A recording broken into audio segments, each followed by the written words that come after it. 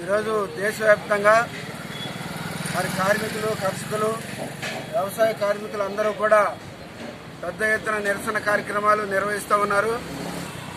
కార్మిక రంగానికి సంబంధించి 4 లేబర్ కోడ్లను తీసుకొచ్చి ఈ యొక్క కార్మికులనే బానిసలుగా, కట్టు బానిసలుగా తయారు చేసే విధంగా ఈరోజు కేంద్ర ప్రభుత్వం అనుసరిస్తూ ఉంది.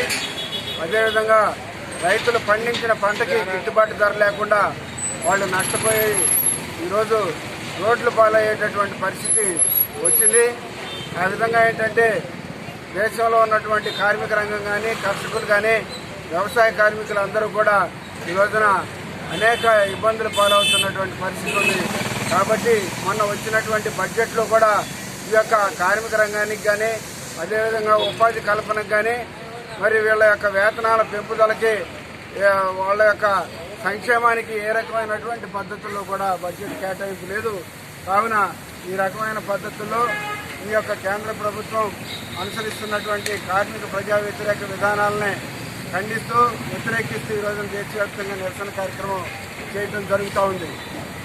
జిందాబాద్ సిఐటియు, జిందాబాద్ సిఐటియు.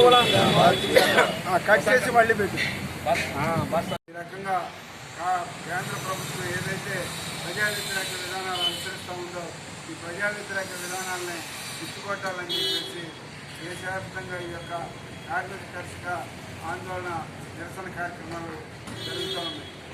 ఇప్పుడు మన ఐఎన్టీసీ నాయకులు ఏదైతే నిరసన కార్యక్రమాలు జరుగుతున్నాయో మోడీ గవర్నమెంట్ లేబర్ కోడ్ని రద్దు చేయడం గురించి కానీ, కొత్త తీసుకురావడం కానీ, కొత్త యూనియన్లు లేకుండా కార్మికులు అణచివేసే ప్రక్రియ ఏదైతే జరుగుతూ ఉందో దాన్ని అయితే మేము తీవ్రంగా ఖండిస్తూ ఉన్నాము. అలాగే రైతులు కూడా మద్దతు ధర కల్పించాలని మేము కోరుతూ ఉన్నాము. మన చేసిన బిల్లులో కూడా చాలా కార్మికులకు వ్యతిరేకంగా ఉన్నాయి. ఇవన్నీ రద్దు చేయాలని నేను డిమాండ్ చేస్తూ ఉన్నాను ఐఎన్టీసీ తరఫు నుంచి.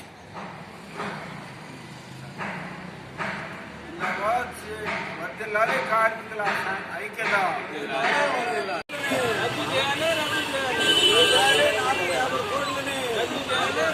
రద్దు చేయాలి ప్రమాదకరమైన 4 లేబర్ కోడ్స్ని. రైతు పండించిన పంటకి కనీస మద్దతు ధర ఇవ్వాలి.